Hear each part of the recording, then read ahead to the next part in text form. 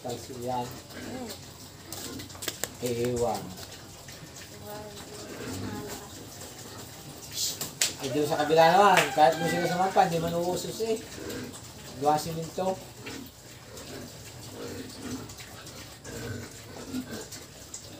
Alain mo nga naman, kaalala ka nakakatuwa din naman eh. Dati akala mo. Tinignan ko nga yung picture dati ng binili ko. Dati akala yung papayid lang ng hangin. Dati mapapayid lang ng hangin eh. Hindi na madadaan ng hangin. Malala ka nang yan. Sila yung ano din, hindi rin sila nakakagaya ng ibang baboy na hindi maiinip. Sa kanila hindi ka maiinip talaga. Kasi alam mo sila kung paano sila lalaki. Hindi alam mo na kung anong meron sila. Kahit sila api sa anong liit pa. Nakikita mo lang, magugulat ka na lang. Pangabot din.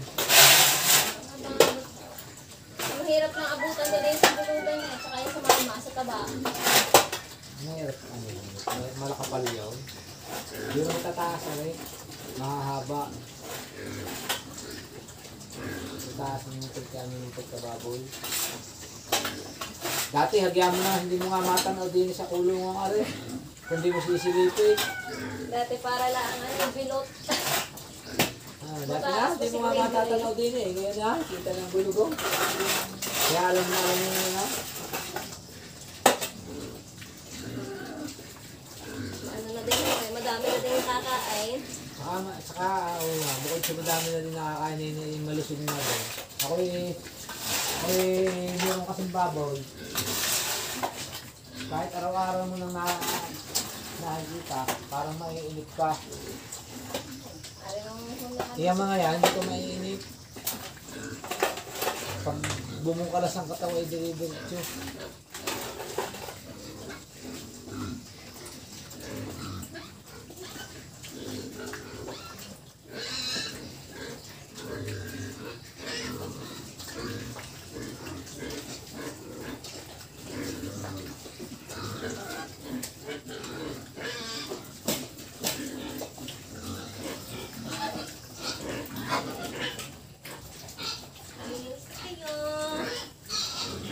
Dadagdagan na inyong painom.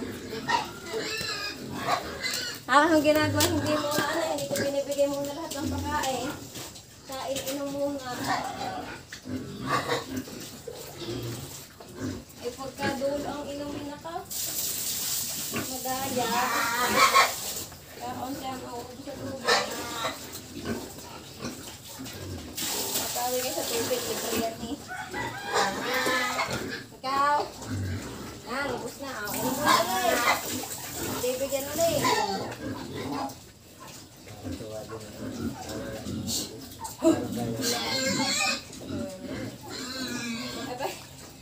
Mga tirik na tirik pa ang pahinga natin para hindi lalaki.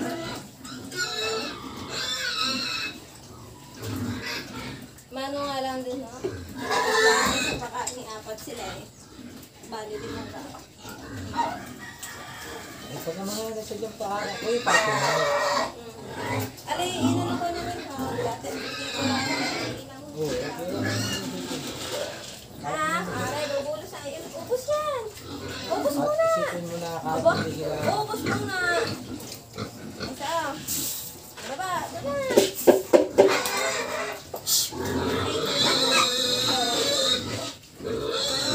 Pag bibigyan mo sila,